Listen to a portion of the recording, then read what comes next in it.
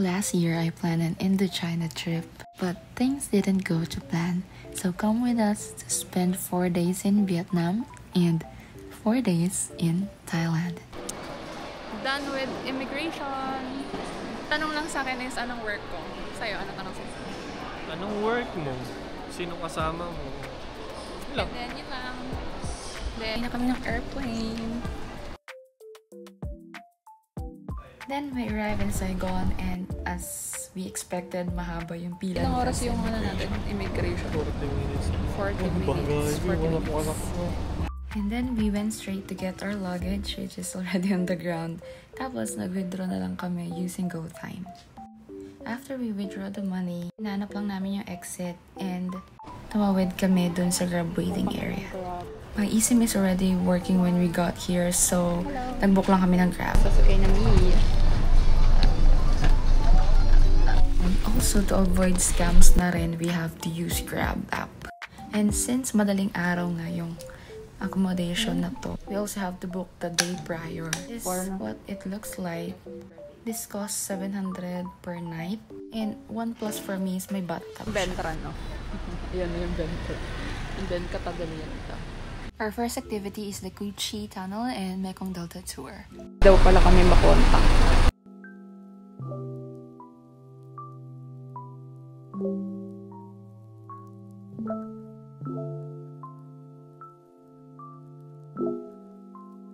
So, pagkasakay namin, the tour itself is 2 hours going to the Cu Chi Tunnels. Then, nagpa-attendance check yung guide namin, and that is for insurance purposes. And throughout the tour, you'll learn so much from the history of Cu Chi Tunnels, Vietnam War, and the importance of Mekong Delta to them. Ang first stop namin is lacquer painting shop.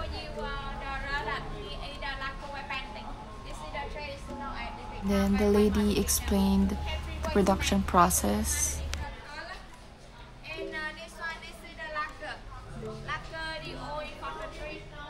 Part she explained the rigorous process of lacquer painting. And it takes approximately 9 to 14 days to finish one art piece. And in here, ito yung finished products ng mga pinakita sa amin na production process. And since 7 na nga kami nagising, 7:30 yung pick-up, wala na kaming time para kumain. So, we only had skyflakes. And our first meal here in Vietnam is this 40,000 Ayoko nito. It's our first meal in Vietnam. After that, nag-travel na kami ulit ng 1 hour going to Cu Chi Tunnels. And dahil nasa biyahe, nagkukwento yung guide namin ng history of Vietnam. Then tuwang-tuwa nga tong kasama ko kasi kumakanta ng Filipino tong guide namin.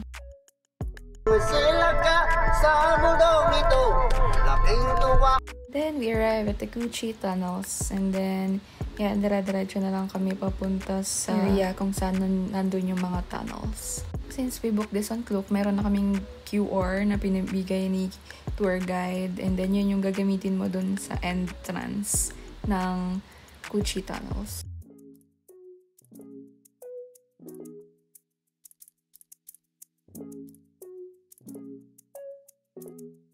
Tunnels. This is our entrance. And we're going now. Ew. Yeah. Lupa. So, para siyang nuno sa punso. Pero yun nga, ginagamit nila para huminga. And then, pumunta kami dito sa isa sa mga tanker that was used by Americans during Vietnam War. And nag-picture-picture lang kami here.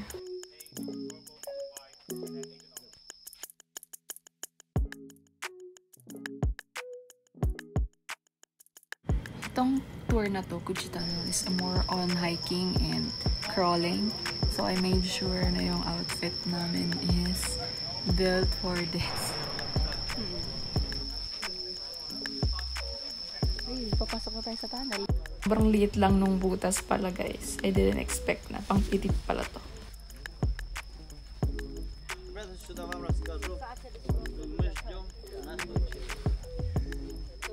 And of course, my boyfriend has to try as well. Hindi masyado niya atang na-enjoy kasi sobrang tagal niya dyan sa loob. Kinat ko na lang tong video na to.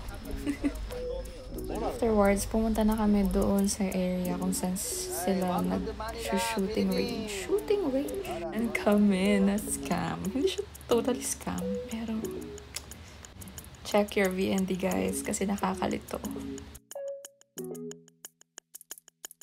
This was his happy face before he knew he was charged with 3.5 million dong or 7,000 pesos. Well, akala talaga namin 350,000 dong. Lucky. How much for one Rambo? Okay. Visa. Visa. Credit card. Visa. Visa. Credit card. Credit card. Okay.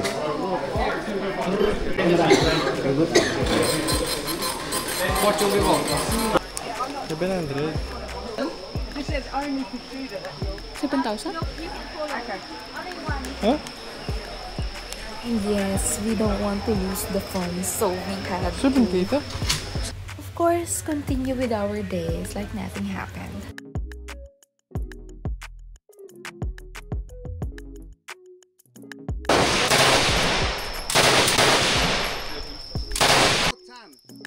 And these are just some illustration ng actual na ginamit ng work. Then, nagpakita sa amin yung guide namin ng actual na tunnel na dinaanan talaga ng mga soldiers. And sobrang sikip niya. Eh, di mo ma-imagine na dun sila talaga lumusot. No? And then, on the last part, yung actual na Cuchi Tunnel na talaga yung pinuntahan namin. And in this time, gagapang kayo towards the end. Based on my research, 250 kilometers yung actual length niya, pero 150 kilometers yung well-preserved. From my experience, sobrang hirap niyang gapangin kasi hindi ka totally gagapang eh. You either yuyuko ka or magdadakwak ka. So, sobrang sakit ng legs ko nito. Parang leg day kasi naka-dakwak ako.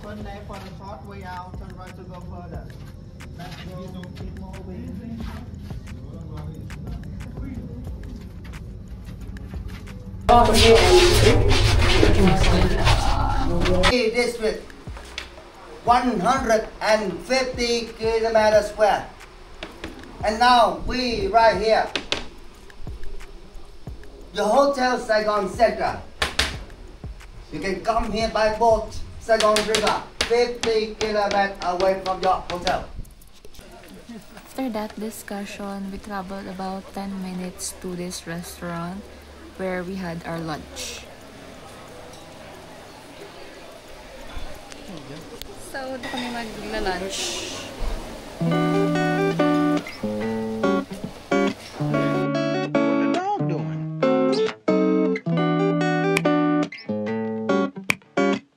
So everything na naka-prepare here once we arrive are already included on the Klook booking. And mapapansin niyo na may menu din kami on our table. And ito yung if you want to add other than dun sa free. First time that we also tried it. We can share. We can get AM actually. So first day, early morning. Yeah. We slept like 2 hours.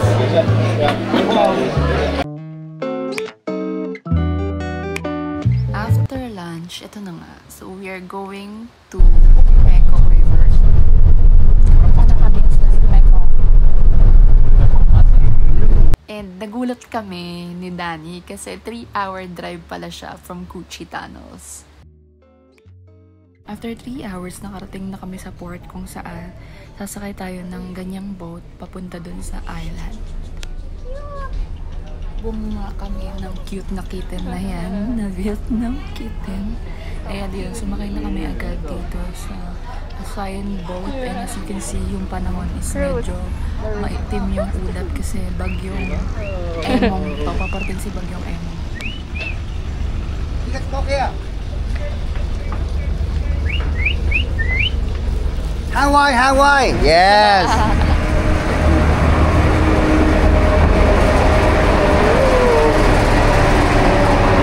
Very different fish zone, not in the river. These areas are fresh water, but sometimes brackish, half salt, half wet. And while cruising, sobrang lakas ng ulan, bumagyo talaga siya. And nung makarating na kami dun sa island is nagsuot sila ng kapote, ako nakapayong ako. And ito yung in-offer nilang snacks sa amin. Honey with ginger tea. And then may mga snacks like yung mga banana chips.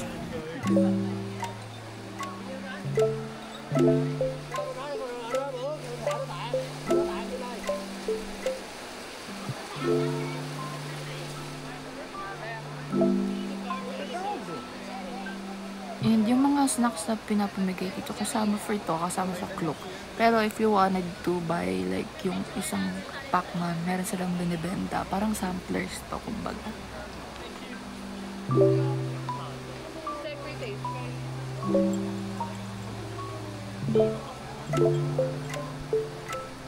After that, meron din kayong chance magpa-picture sa malaking ahas na yan. Pero hell no, tiyan. And then yun, lumakad na kami papunta doon sa next location, which is kailangan mong sumakay ng parang cart papunta doon sa boat. Hindi pala yun yung umahaba. Ano kayo? Ay, yung DJI? Umahaba. Mahabang mahaba. Ito yung maliit lang na. Maganda sana. Kasi prep ko eh. Oh my God!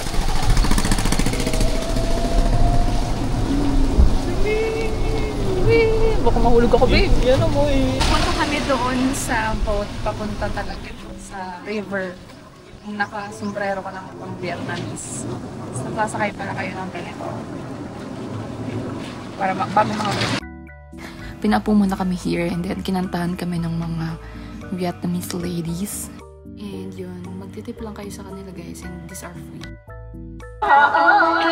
Chẳng ngập niềm vui quê em bạn ngát mất mong chẳng ngập màu sơn ai ngang qua biển sông nước.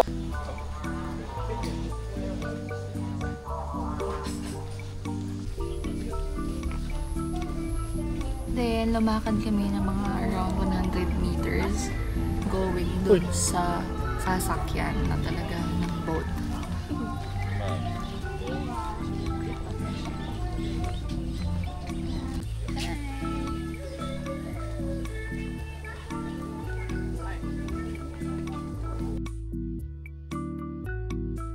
And ayan, ito yung pier kung saan sasakay kayo ng maliliit na boat with the Vietnamese hats. And maputik yung kulay ng water, so don't expect much kasi it's the reality. Then we waited dun sa boat and then made sure namin na dun ako sasakay sa pinakaunahan kasi yun yung may maayos-ayos na view when taking video. So how is it Naka-night mode siya ata. And then there are 2 bangkero sa harap at sa likod. And yan, magsasagwan lang sila about 10 minutes hanggang matapos tong ano na to, side. It's a small portion na connected sa actual Mekong Delta River. Yung Mekong Delta River, yun yung malaking river na kinrouse natin before we arrived here.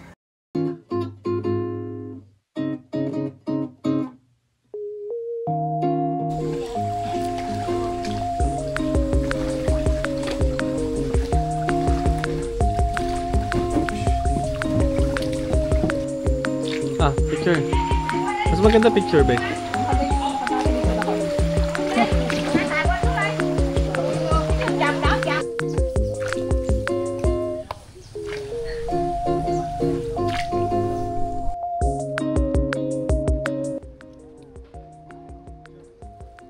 And then, sobrang bilis. Siguro wala pa kaming 1 hour dun. And then, we have to ride again para sa next location, which is yung Coconut Factory. And binigyan kami ng coconut drink, which is also free. Siguro mga 10 to 15 minutes din yung namin, boat ride going to the coconut factory kung saan pwede kayong bumili ng mga pasalubong.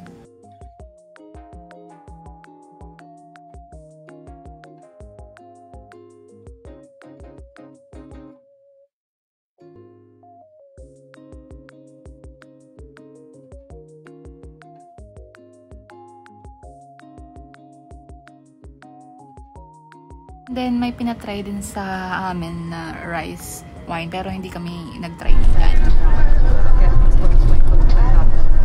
And that's how we ended our Gucci tunnels and Mekong Delta tour. Pauwi na kami ngayon sa city center. You can try. Like a short seat on the subway. Okay, Lars and Doc. Danica. Right. Here they exchange money, huh? Yeah, good price to exchange money.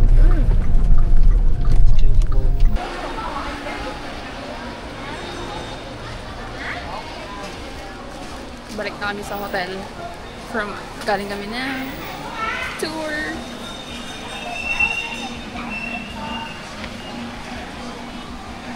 Hey, day 1 damage. Let's go! Market. May night market ba siya? I-check. TikTok shop. Okay, TikTok shop. Tapos face card. Charis! Kasi yung kakalap ang gamit niya. And then, dong sa kabila yung gamit ko. Ayan.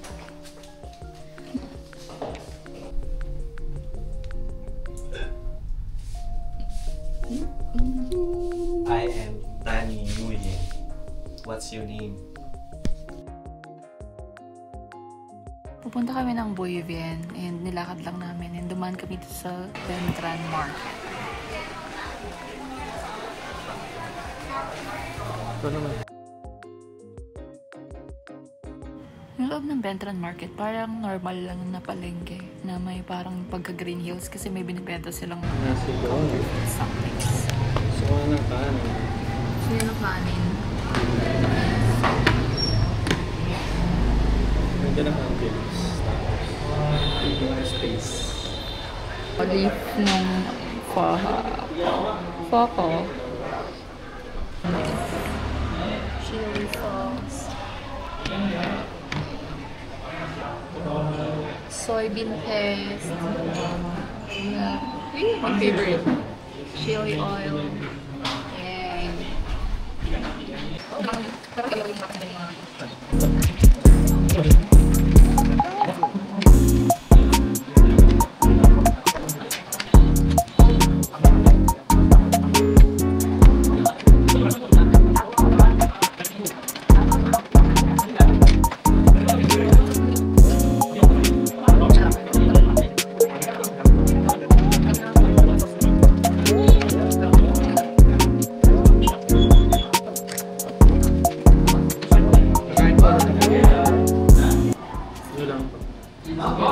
Free meal.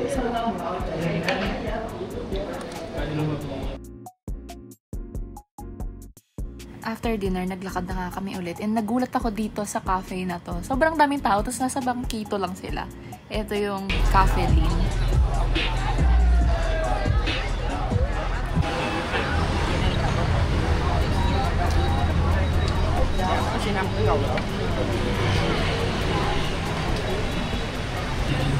Punta kami sa Boy Vian walking street. Kakatapos lang namin kumain sa Muslim. Yeah. Yeah.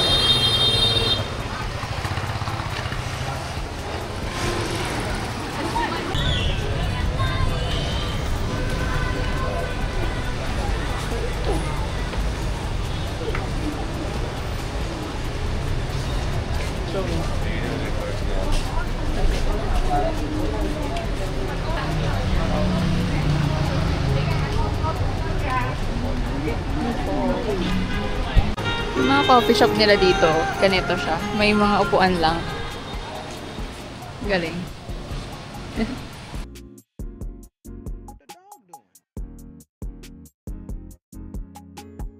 Napansin namin, mas madami talagang motorcycle here. Parang 3/4 ng population ng cars.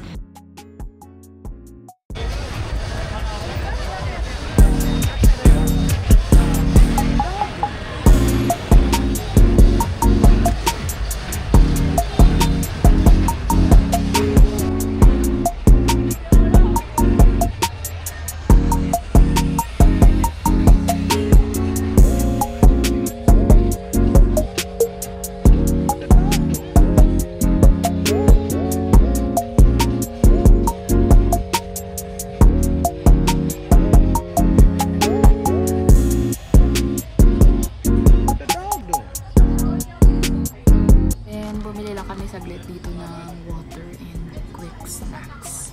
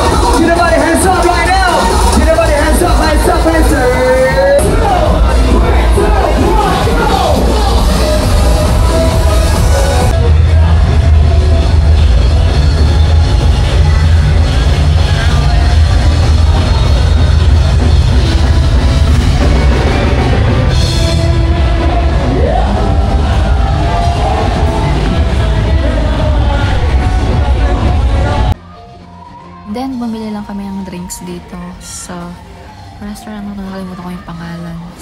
Station Live ata. Filipino kasi yung singers. And yun, bumili lang kami ng juice and beer for my boyfriend.